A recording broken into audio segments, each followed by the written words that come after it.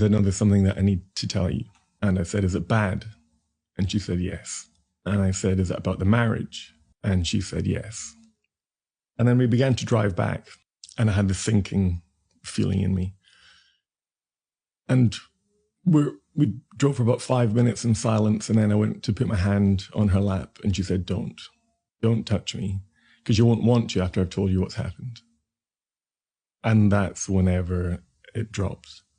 And I remember that 10-minute drive back home then felt like an eternity.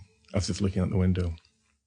And we got home, we got into the house, into the kitchen, and I was standing by the kitchen table, hands rested on it, and I said, what's happened? And she said, I've been having an affair with a man from work. And I remember just tears began to stream. I didn't move, completely motionless. Tears began to stream. And then she said, and that's not all. And she said, I'm pregnant with this child. And in that moment, I felt like I lost a lot.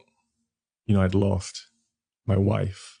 I'd lost the life we created. I'd lost the dog, our home, my parents-in-law, her family, everything that I'd really held dear. If someone said, what makes a meaningful life? I would have described these things. And it felt like they'd just been snatched away, just came crumbling down like a house of cards.